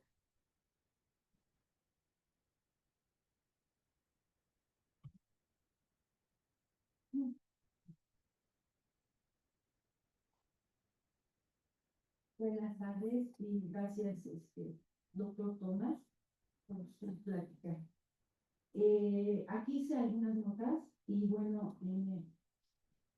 en su propuesta del, del contexto, dentro del contexto hospitalario, el enfermo siente su cuerpo maltratado, por un lado, por la misma enfermedad que lo va acabando el cuerpo, pero por otro lado, por la misma institución que le va va haciendo hacer tareas que vete a tomar los rayos X, que vete a hacer los análisis. Y entonces, aparte de la enfermedad, él tiene que andar haciendo trámites, digamos, ¿no? Internos para su curación o no sé, ¿no? Ahora, dentro de esta situación hay un enfermo colateral, hay un daño colateral, que es el cuidador que hay en los hospitales. No sé si dentro de su investigación tomó en cuenta a este tipo de personas, porque ya cuando tenemos un enfermo de esta naturaleza, el hospital te exige que haya alguien las 24 horas allí. Entonces, el mismo cuidador entra sano y ella trae encima la carga del enfermo. Muchas veces es algún pariente, entonces ya trae la carga del enfermo, por ejemplo, con el caso que pusiste de Jessica, o el último que mencionaste, De Jenny. el pariente ya trae esta carga, más su trabajo, porque él tiene una vida afuera, y tiene que ir a trabajar, y tiene que regresar a Sí, cuidar al claro. enfermo. Y entonces, de repente es un mes, 2 meses, 3 meses, quién sabe cuánto tiempo, donde el hospital te exige cosas como cuidador y como tienes que atender y me tienes que traer y tienes que llevar. Y entonces es un daño colateral que a lo mejor no lo vemos o no lo tomamos en cuenta, y el hospital, ahí viene otra parte de la moral. Si esto lo tomaste en cuenta o solo fue como alguna anécdota que viviste con los familiares, o si los entrevistabas o no los entrevistabas, o a lo mejor es otra parte que tienes por ahí escrita que luego vas a sacar. Y por otra parte que sufre el cuidador, esta parte última yo lo viví personalmente con mi madre. Ella sabía que estaba muy mal, ya tenía 4 meses en terapia intensiva, pero efectivamente no quería aceptarlo. Entonces ella siempre me decía, es que yo voy a salir, yo voy a salir, y cuando yo salga voy a hacer esto. Y yo por dentro estaba consumiéndome porque decía, ¿cómo le digo? ¿Cómo le hago entender? ¿Cómo le explico para que lo acepte? Y al aceptarlo, cerrar algunos círculos que a lo mejor la hicieran descansar mejor, o que su moral estuviera bien, o que estuviera bien en su religión, no lo sé. Pero moralmente, físicamente y emocionalmente, yo acabé como con 10 kilos de menos, pero nunca en el hospital, nunca me preguntaron, oye, ¿cómo te sientes? Oye, ¿ya comiste? Oye, ¿vienes de trabajar? Oye, no, nunca. Entonces, ahí como tú lo dices, no sé si en el hospital quién está fallando. A lo mejor el tanatólogo, a lo mejor no hay oficina de tanatólogo, a lo mejor el asistente social. Todo un tema, ¿eh? ¿Quién sabe? O Todo sea, un sí, tu tesis hace reflexionar, y yo creo que cada quien tiene un ejemplo cercano y que nos hizo ahorita así como que nos tentó el corazón o los recuerdos. Eso es todo. Gracias, Liz. Voy a solicitarles, por favor, porque tenemos muchas preguntas, que sean breves, y también al doctor que trate de ser breve. Hay muchas preguntas muy Ok. interesantes, Tomás, ¿eh? En un principio no lo tomé en consideración hasta que entrevisté a los familiares, porque muchas de las entrevistas tuve que hacer una triangulación con los familiares. Entonces yo me di cuenta de que de la profunda transformación que habían vivido en las familias, y eso fue un dato pues relevante. En el caso que pongo de Jenny, soy breve. eh, María Fernanda se llama su mamá. Jenny y María Fernanda me pidieron que dijera su nombre real, ¿eh? A mí ponme mi nombre real, no me pongas seudónimo. Dije, ok, para que seamos eso, bueno, sepamos eso. Y ella la corrieron, trabajaba en Liverpool, la corren de Liverpool, y 2 meses después de que, pues, que la corren, pone un changarro propio y le fue mejor que en Liverpool. Y todo lo hizo para cuidar a su familiar. Es un ejemplo de resiliencia, perdón la palabra, muy cabrona, porque toda la familia entera aprendió de Jennifer. Eh, y después de eso, pues tenía todo el tiempo del mundo, le iba mejor. Puso un changarro de taquitos y tal. No, hombre, fui allá a su changarro y pues, cocinan rico. Les paso el dato después para ver si quieren ir. Este, y en cambio, otras personas, pues no, o sea, sí también eh, la institución sí constriñe, no les da comodidad ni confort. El hospital es un espacio sumamente difícil, es sumamente desértico, no hay consideración por el acompañante o el cuidador primario, ¿no? Por eso es la necesidad, ahora que nosotros estamos haciendo una línea de antropología de cuerpo y poder, estamos haciendo una investigación sobre cuidadores primarios, porque vimos la importancia que era, nadie le importaba el cuidador, nadie le importa cuidar al cuidador. A nosotros ahora sí nos surge esta cuestión de acompañar al cuidador. Gracias, Tomás. Voy a darle, si me permiten, una pregunta muy interesante que está aquí en el Zoom y luego pasamos a una del público. Aura Cristina Gutiérrez te pregunta, ¿de qué manera la etnografía performática permite desestabilizar las normas morales y médicas que definen qué cuerpos deben ser cuidados, contenidos o disciplinados? ¿Y cómo se inscriben estas resistencias en la praxis emocional del etnógrafo? ¡Pum! Tremenda pregunta, ¿eh? Pero tiene 1000 respuestas porque es algo en lo que él ha reflexionado. Bueno, sí, de hecho, pues el cambio fue muy radical en la forma de acercarme a las personas, de escucharlas, de atender, fue una preparación. Yo ya cuando estaba en la pandemia que viví esto, pero N veces, o sea, sedar a personas, acompañarlas, fue mucho más difícil. Tengo un trabajo que se los envié al respecto, pero transformó mi moral, ¿no? Y la forma de yo escucharlas, cómo transgrede en la moralidad de las personas. Esa es un segundo momento que no se ha realizado, pero es a través de la posibilidad de transmitir el conocimiento hacia los médicos, no solamente a los antropólogos físicos, que sí es importante, pero también a los médicos. Es algo que estábamos discutiendo con Josefina, y no solamente a los médicos, tal vez a las personas que les interese estos tránsitos liminales. Y no solamente, bueno, pues pueden ser cualquier profesión, inclusive, pues, personas que trabajan en la construcción, etcétera, ¿no? O sea, todos vamos para allá en algún momento. ¿Y cómo repercutió en mí? ¿Cómo lo hice para contener? Sí, tuve que hacer unas condiciones muy importantes. Ya hablaba de esto al principio, en donde pues hay una línea de investigación personal sobre danza. Yo hago danza.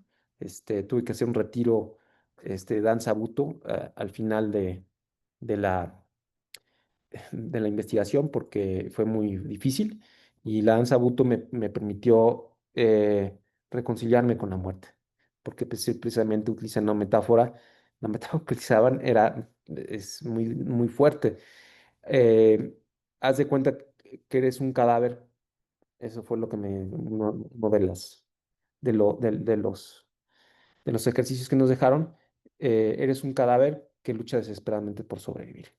Y entonces uno se metía en unas construcciones simbólicas muy importantes, y en unos discursos internos que me permitieron y me ayudaron a reflexionar y a meditar para poder sanarme interiormente. Eso. Tomás, háblanos un poquito de tu decisión por hacer una etnografía performática. Es decir, Ah, no lo llevabas de entrada como un propósito.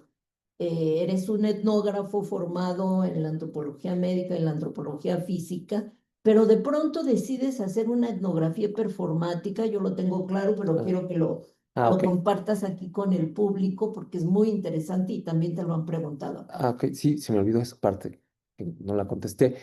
Porque es la única, bueno, desde mi punto de vista, la etnografía performática es la que sitúa el cuerpo y la que te permite encarnar todos esos conocimientos y hacerlos vividos, ¿no?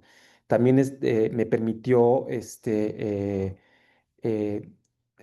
situar al cuerpo de los otros, ¿sí? Como un campo de comprensión, como un campo de receptividad, como un campo de posibilidades, ¿no? Y la etnografía performática son de las pocas etnografías que sitúan al cuerpo como un eje de atención Tuyo propio, y ¿no? propio Tuyo también. propio. Eso es lo más. Por favor, sí. A ver.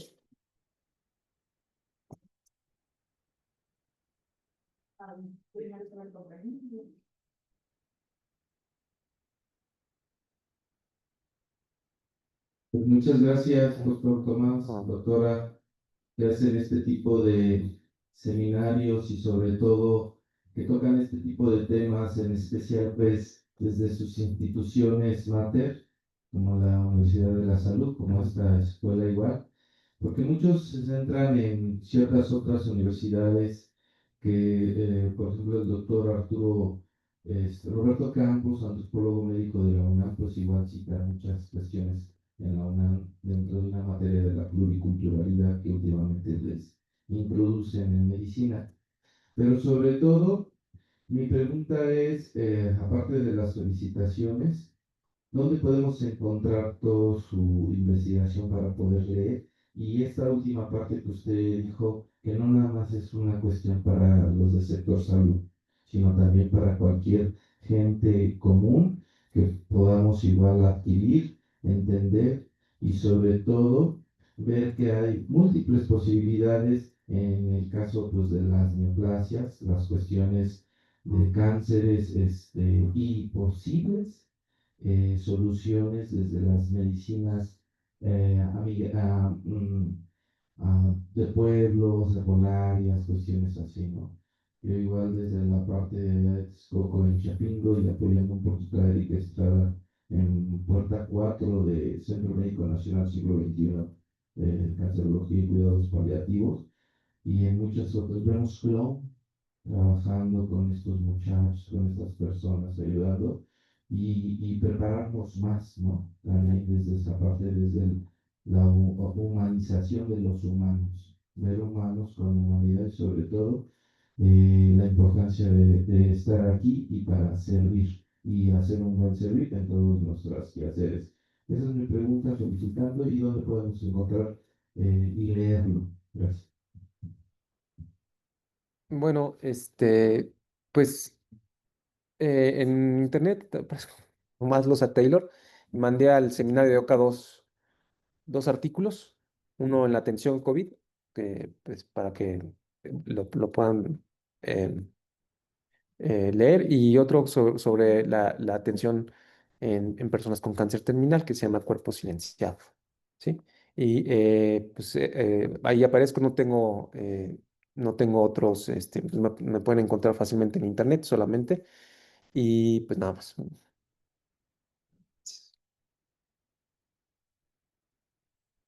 Gracias.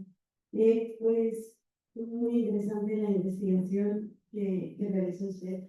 Y solamente me quedaban dudas, más, yo creo que es más una, no sé si haya estado integrada en la investigación de inicio, pero igual si nos puede compartir algunas reflexiones, es de qué manera la dimensión de género atraviesa el análisis, porque, por ejemplo, esta regulación afectiva que siempre es social, es generalizada, entonces entre médicos y médicas hay alguna diferencia, cómo y a quién buscan estas personas con cáncer, quiénes fueron las personas entrevistadas, porque por ejemplo, casi todas ellas creo que eran mujeres, había diferencia entre si querían hablar, no los hombres, las mujeres, y sobre todo, y en relación con otra pregunta que hacían, el cuidado se ha depositado en las mujeres. Entonces, ¿qué pasaba con estas mujeres que no tenían a otras mujeres que las cuidaban, a quienes no tenían hijos, hijas, probablemente quienes tenían otra orientación sexual? No sé, cómo esta dimensión de género se Mm, va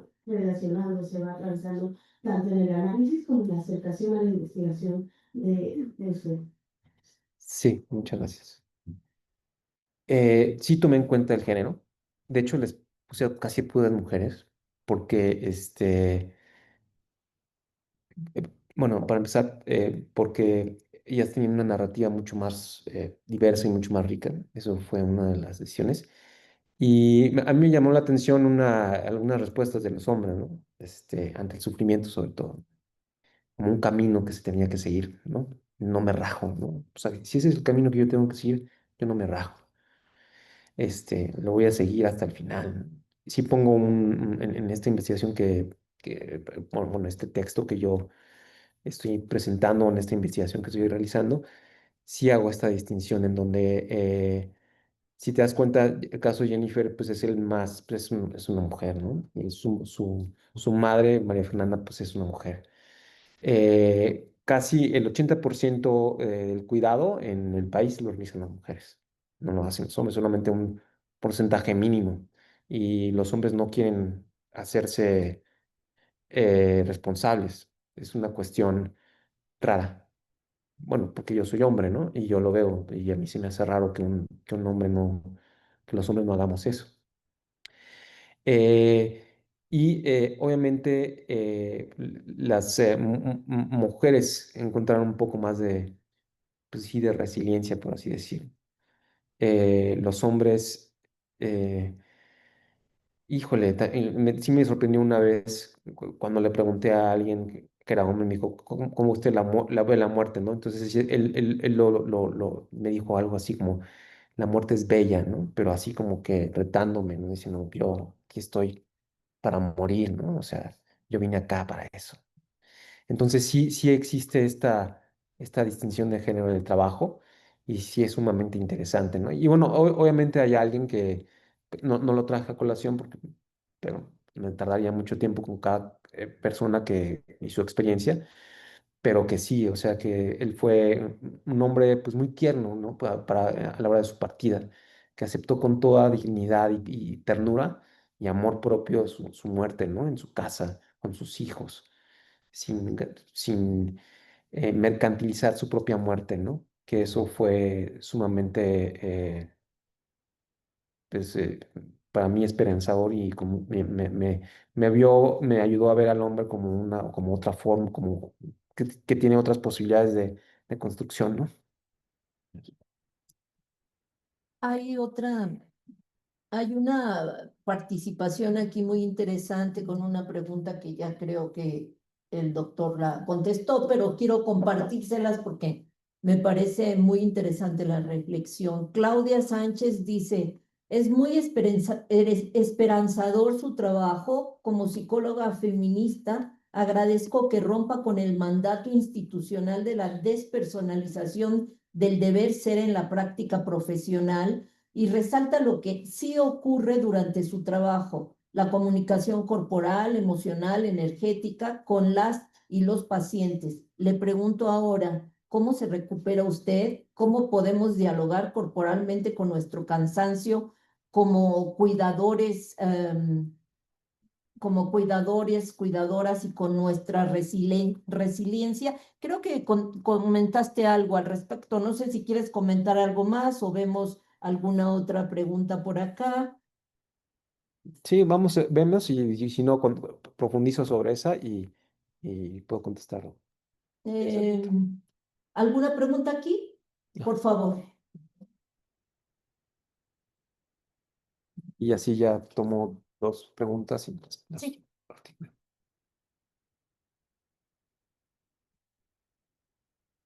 Hola, buenas tardes. Mi pregunta es, noté que no usas la palabra paciente para referirte a estas personas que trataste, ¿no? O que Sí. entrevistaste. Interesante. Mi pregunta es, ¿cómo te posicionas al respecto? ¿Por qué no les llamas paciente? ¿Cómo les llamaste tu investigación? ¿Enfermos, padecientes? Y porque creo que detrás de esto está la moral, ¿no? Ujú. Y puede ser muy interesante el posicionamiento que tienes al respecto. Y también tu opinión, tu posicionamiento respecto a esta conspiración del silencio, que me parece brutal que no le digan a un enfermo terminal que es enfermo terminal, ¿no? O sea, tú mencionaste que tú le preguntaste si quería saber a una de ellas, Ajá. pero hay personas a las que no les dan la opción, ¿no? De saber y cómo te posicionas al respecto, porque eso se me hace muy fuerte, ¿no? Gracias. Bueno, pues cómo me posiciono.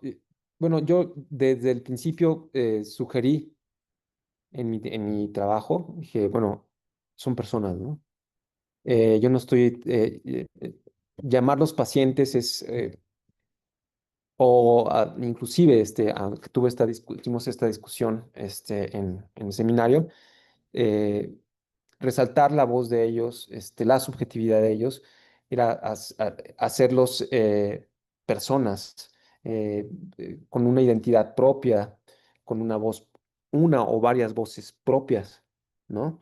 Y eso es un posicionamiento, pues, moral, ético y epistémico, para empezar, ¿no? Porque la persona se configura desde diversas identidades, no solamente tiene una sola identidad, ¿no? Eh, ¿Qué posición tengo frente a la conspiración silenciosa? Híjole, fue, fue algo fue muy duro darme cuenta de que las personas también tienen derecho a no saber. O sea, yo no sabía, o sea, y eso, pues tienen el derecho a no saber, ¿no? Entonces, cuando yo supe eso, pues, pues tienes que respetar que no quieran saber, ¿no? Y a pesar de que tú quieras decirles, porque es una falta de respeto irrumpir dentro de su cosmovisión propia de que, oye, pues te vas a morir, ¿no? Ya, no te quedan. O sea, sí tienes que respetar eso. Y hay formas, ya, protocolos institucionalizados desde los cuidados paliativos para dar una mala noticia, ¿no? Entonces, comparto la experiencia de las primeras veces que di una mala noticia, que no sabía dar malas noticias y que es un tema ético súper importante, en donde yo filtro la noticia al paciente, en este caso, en mi paciente, ahora sí, paciente persona, y hubo una molestia muy fuerte eh, una molestia fuertísima por los familiares, y tenían razón. Yo irrumpí de forma no sabía, no tuve el tacto, ¿no? Y entonces, ¿cómo se aprende a tener el tacto? O sea, ¿cómo nos busca el otro? Ahora sí, vuelvo a eso, porque él estaba buscando tal vez otra posibilidad de información. Y yo le di la información, pues, cruda, verdadera. Ahí fue una disrupción ética de mi parte, ¿no? Y entonces aprendí mucho desde esa vez porque nunca más volví a dar una mala noticia sin protocolizarla. Es decir, ¿sabes qué? Tú no puedes irrumpir de esa manera con las personas. Es una falta de respeto. Entonces, tienes que llevar un protocolo, tienes que saber, primero, reconocer qué es lo que sabe la persona de su propia cuerpo y de su propia enfermedad. Eso primero, el primer punto es escucharlo. Ante todo, primero es escucharlo. ¿Qué sabes? O sea, ¿qué te han dicho? ¿No? Y ya después uno hace un protocolo para decir, bueno, ¿te gustaría saber lo que tienes? Y entonces, si te dicen que no, pues no. Y si te dicen que sí, pues sí. Bueno, y a pesar de que tenga una mal pronóstico, no es mal pronóstico, no me digas nada. Ah, ok. Entonces uno tiene que llevar un protocolo, ¿no? Inclusive los espacios se tienen que manejar, la iluminación, el tono de voz, situarte al mismo par del paciente, ¿no? Porque los médicos siempre estamos arriba, ¿no? Y el paciente abajo, ¿no? Uno tiene que manejar el lenguaje corporal, uno tiene que manejar el tono de voz, uno tiene que manejar en líneas claras y sin tecnicismos la, la mala noticia y la información, porque si no, pues no se le entiende nada, ¿sí? Y eso pues no lo sabemos hacer. Lo digo personalmente que no lo sabía hacer y en el momento que aprendí, pues se transformó la forma en que yo comencé a dar las malas noticias. Gracias.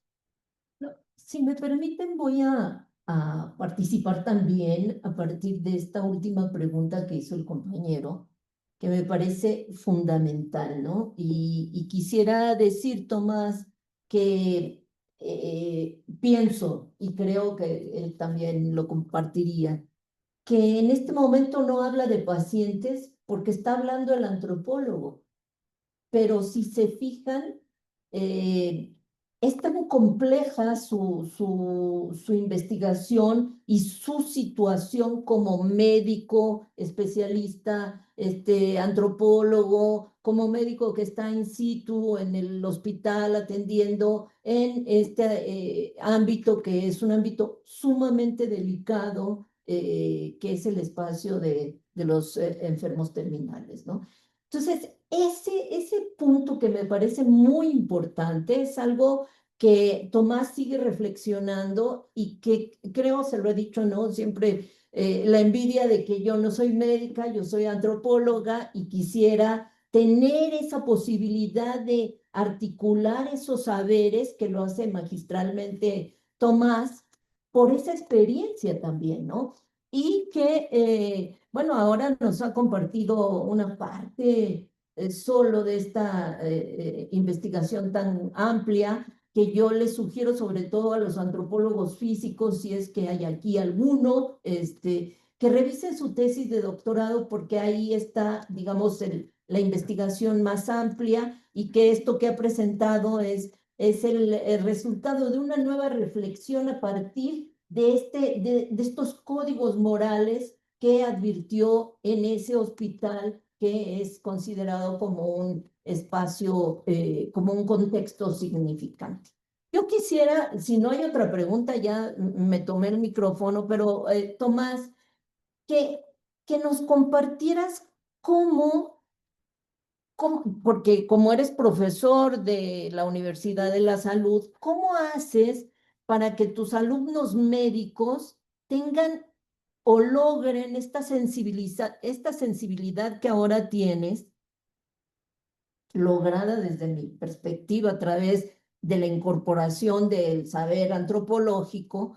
¿Cómo haces para que ellos puedan hacer hemos hablado de este giro epistémico en donde se coloquen en otro sitio para pensar, digamos, humanamente sobre estos temas, la moral, las emociones, cómo se conjuga este entramado ético que está en el hospital o en el ámbito clínico? Híjole.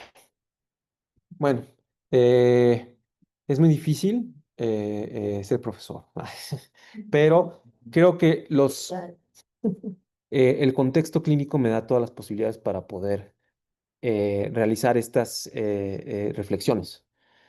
Yo trabajo, o sea, yo trabajo mucho con casos clínicos y los armo de una forma tal que les presento a mis alumnos casos que jamás se han visto en la vida, como los casos raros, ¿no? O sea, ahí está el doctor de los casos raros. Entonces, por ejemplo, pongo un caso clínico que me tocó hace mucho tiempo y que no he publicado en nada, pero pues les pongo el caso clínico de muerte por embrujamiento, ¿no? Muerte por... Embrujamiento. Y entonces les pongo una muerte de una mujer embarazada de 36 años y que fallece frente a mí cuando eh, y entonces les hago reflexionar si hay posibilidades, sobre las posibilidades biológicas, biomédicas, orgánicas, pero, y obviamente en la resolución del caso, los alumnos siempre obvian la parte, la antecedente que dice que la embrujaron. Y es la parte más importante, porque cuando fallece la persona, esta persona que tenía 27 años en mi servicio social de especialidad, las enfermeras dicen, es que la embrujaron. Bueno, a mí me dijo ella que la habían embrujado y que ya están persiguiendo al brujo, ¿no? Y le se murió. Y dije, ching, o sea, ¿en serio? Y ya después de eso, pues les hago ver que hay otro mundo de posibilidades. El mundo de la cultura, el mundo el mundo de códigos morales distintos.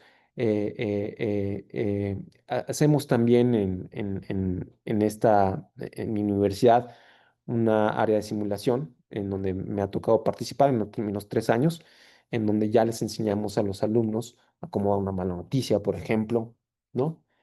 Cómo, donde se sitúan distintos contextos sociales y culturales dentro de los casos clínicos. Siempre manejo eso en los casos clínicos. Los contextos sociales y culturales para que se reflexionen, ¿no?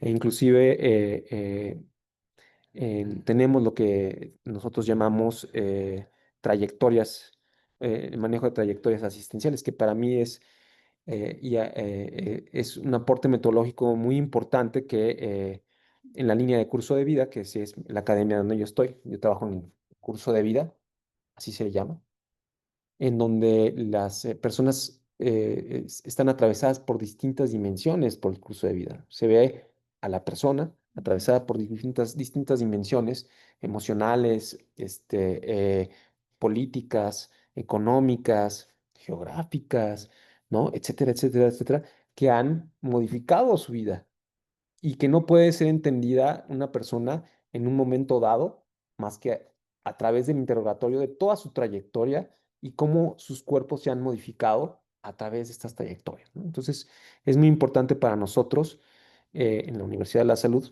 que voy a hacerle promoción, que esta nueva academia de curso de vida esté construyendo este tipo este marco, digamos, de conocimiento, porque se está tratando de romper el paradigma biologicista de ver nada más a la persona individualista sin contexto, ¿no? En donde nosotros en un caso clínico podemos explotar diferentes contextos sociales, culturales, biológicos, geográficos, etcétera. Entonces siempre pongo esas dimensiones. Gracias, Tomás.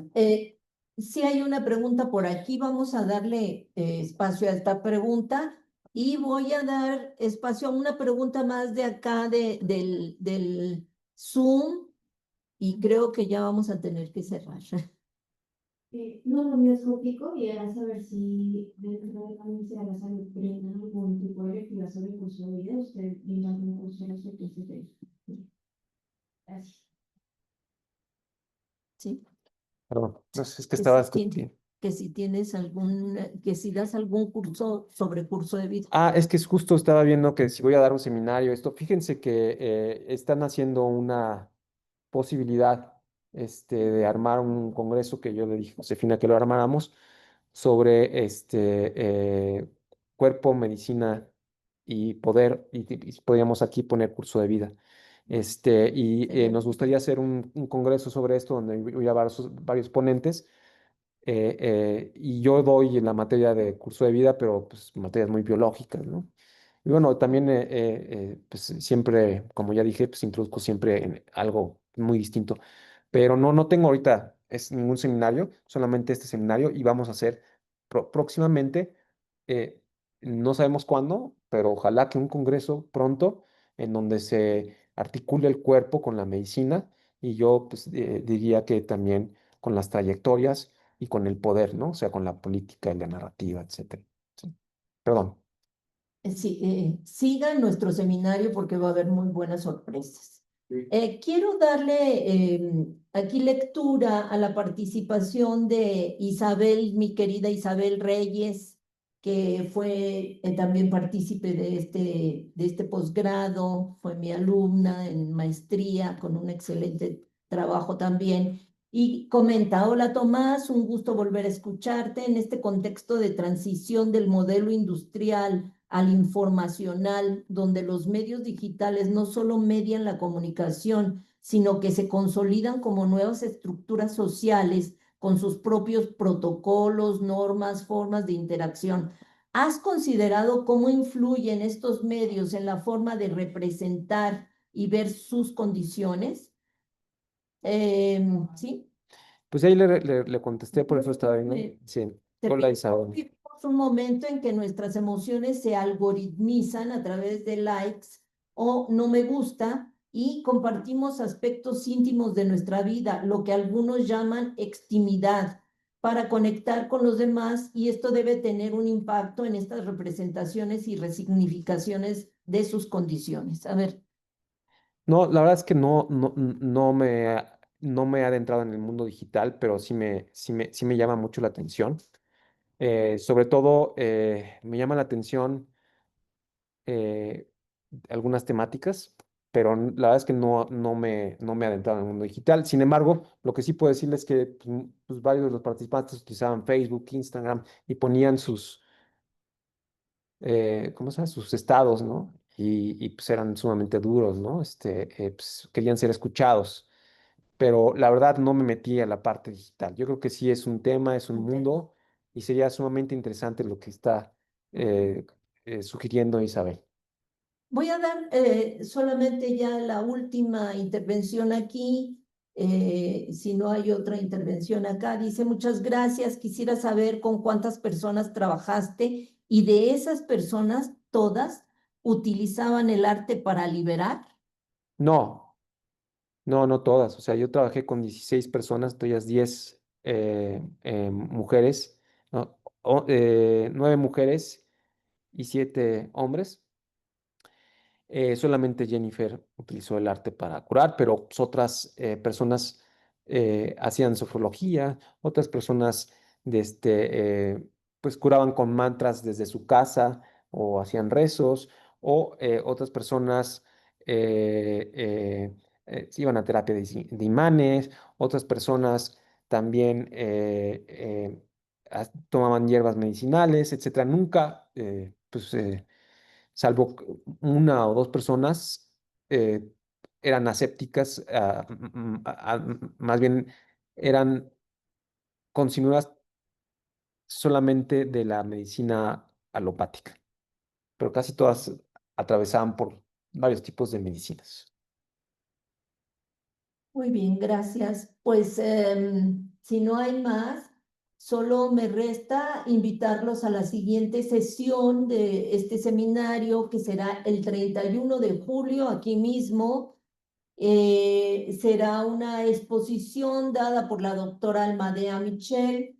El tema es cuando las emociones ganan. Son las emociones pico entre jóvenes talleristas, producto solo de situaciones sorpresivas. Es un trabajo que presentará sobre talleristas, que es una investigación realizada también aquí en conjunto con la Universidad Pedagógica. Los esperamos y bueno, si tienen alguna otra pregunta que hacer, algún interés por comunicarse tanto con Tomás como conmigo, por favor envíenos algún mensaje y estaremos en contacto. Les agradezco mucho su presencia aquí, la presencia de todos en el Zoom. Muchas gracias.